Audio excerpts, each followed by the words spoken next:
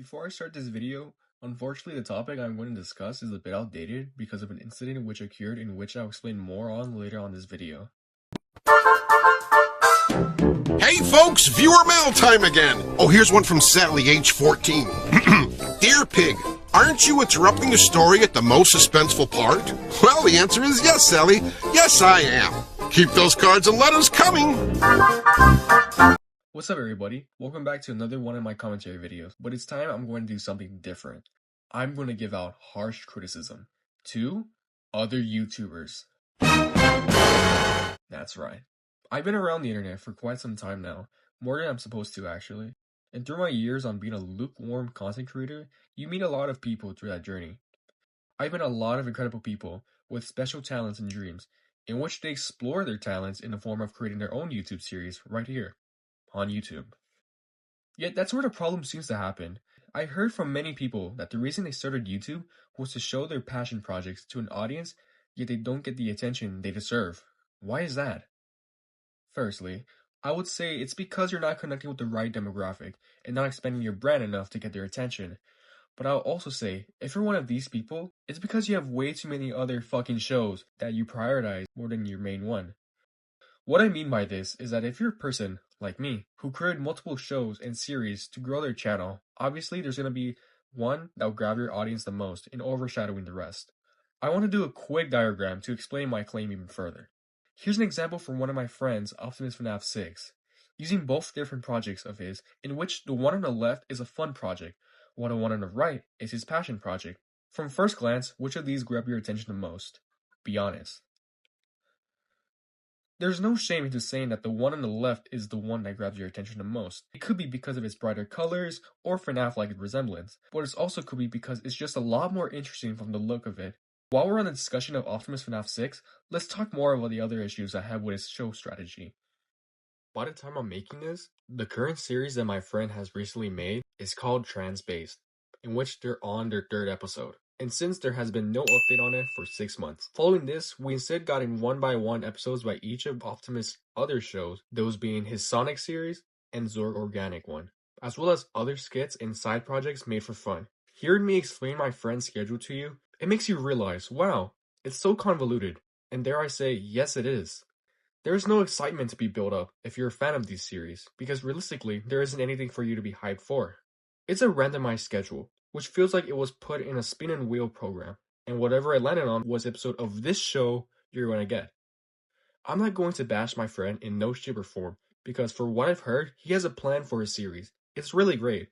But it's just that, how long can we wait so we can see all this in motion? Yo, I'm really sorry, okay? What is wrong with you? Why are you blue? This was a plush cinematic universe a close friend of mine was making. He made countless spin-offs and many skits that was a part of the universe, including a movie which was supposed to be a continuation to what's to come in the saga. Now, emphasize on me saying the word was. Remember when I said in the beginning of this video that there was a segment that unfortunately became outdated? Well, this is it. All that upcoming series and movies, just thrown out the window. It's no more.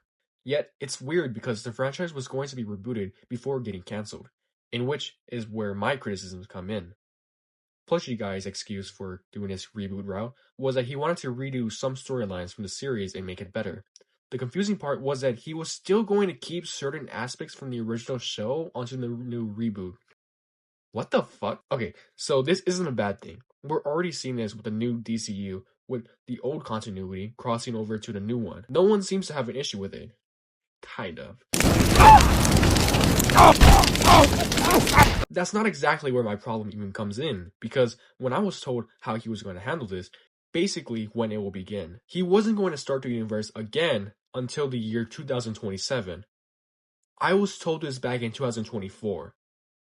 We were going to get Beyond the Spider-Verse before the MPGCU. I'm going to say the N-word. So yes, when I was told this strategy, I, of course, wasn't on board with this and thought it was stupid of him to build up all this hype for a franchise that wasn't going to start 2 fucking years from now. I don't see the point of getting people excited for something that they'd have little to no information on to keep them wanting to wait for that long. It's not a good plan, nor is it fair for the fans who stood along with you to see what you have in store. He hasn't publicly announced the cancellation to anyone besides me, but it's obvious that he had no plans for this reboot universe. For what he's doing at the moment, remotely involving his brand, he's just making comics and animated skits. So yeah, the planning for a Pledgy Guys series ended as quickly as his original universe. In the arms of the angel. Okay, update. I recently checked his Instagram account, and he has deleted all his posts relating to the series, and is now just making shorts.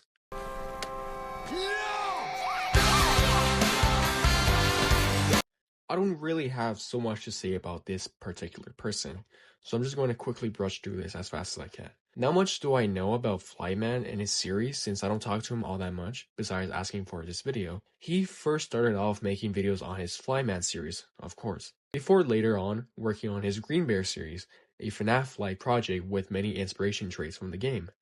Most of the time. Dude, we're in space. Yeah, it's pretty obvious that the creator of these series doesn't really stick to the specific genre and just throws random shit on the wall, going with whatever sticks. It's pretty obvious since he's a huge anime fan, so you kinda see where he's coming at when he does this. Yet that means that you want to be making action series and not anything else.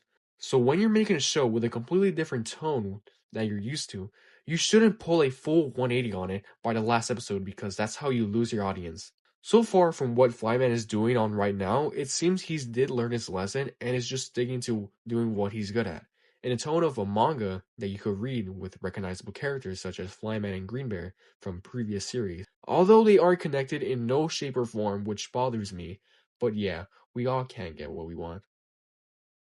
That'll do for today's episode, guys. I hope you enjoyed my honest criticisms that I gave out. Like I said previously, I did this not to bash on others and their work, but to share out my issues and hopefully that one day they'll receive it. Better for their channel and for their audience altogether. I myself followed this stupid method long ago when I used to be a plush tuber spewing out content just because, and hopefully I'll get to it. But yeah, that's all I gotta say. Hopefully I'll make another commentary video such as like this, as I do enjoy making these type of videos. But in the meantime, I hope you guys check out my other project, especially my Squid Game miniseries. We're hoping to make it so we can make more episodes that we really want to explore, as this is my passion project. Anyways, I hope you all well, and see you then. Because I became a plush tuber. But it's been kind of hard to when, I found probably a better passion. And that's probably just... We are Charlie Kirk. We can